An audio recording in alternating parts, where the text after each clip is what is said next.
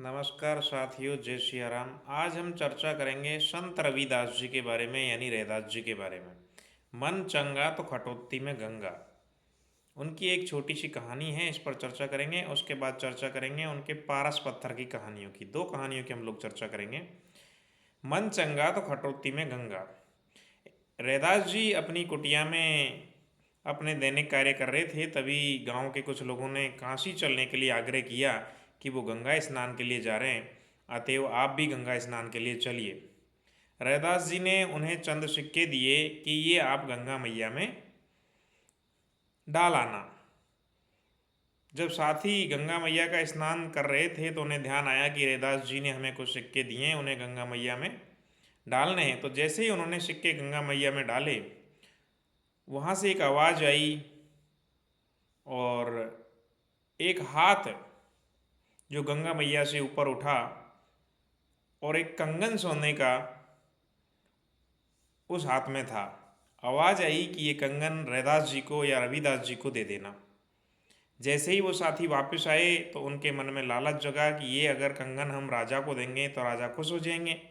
उन्होंने ये कंगन राजा को दे दिया। राजा ने ये कंगन रानी को दे दिया।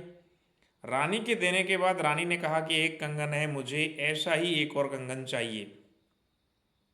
राजा ने उन युवकों को बुलाया कि ऐसा एक और कंगन चाहिए।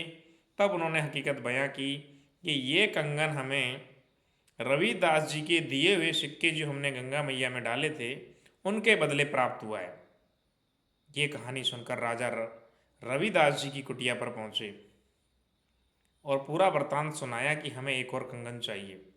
रविदास जी ने भगवान का ध्यान लगाया और खटोती में से एक हाथ ऊपर आया और जिसमें सोने का कंगन था, और वो रानी को दे दिया। इसीलिए कहा गया है कि मन चंगा तो खटोती में गंगा, यानी गंगा मैया खटोती में आ गई। खटोती होती है जिसमें हम भोजन बनाते हैं या चून उसड़ते हैं। मन चंगा तो खटोती में गंगा। राजा रानी ने रैदास जी को प्रणाम किया और चले गए। ये कहानी है मन चंगा तो खटोती में गंगा। दूसरी कहानी पारस पत्थर की है, जो रविदास जी के बारे में बहुत लोकप्रिय है। एक बार भगवान स्वयं साधु के वेश में भक्त रविदास जी की कुटिया पर आए और उनसे कहा कि मैं तीर्थ यात्रा करने के लिए जा रहा हूँ और आप ये पारस पत्थर कहीं रख लीजिए। आप गरीब भी हैं तो आप चाहें तो इससे जब तक मैं आऊँ तब तक पारस पत्थर से आप उपयोग ले सकते हैं और अपनी गरीबी दूर कर सकते हैं।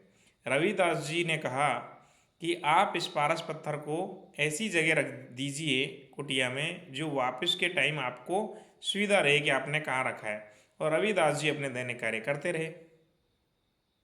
कुछ दिनों के बाद जब भगवान स्वयं साधु के वेश में आए तो उन्होंने देखा कि पारस पत्थर उन्होंने जहाँ जिस कोने में कुटिया में रखा था वो जैसे का तैसा ही रखा था। साधु के वेश में भगवान ने कहा कि आपने इस पारस पत्थर से अपनी निर्धनता दूर क्यों नहीं की।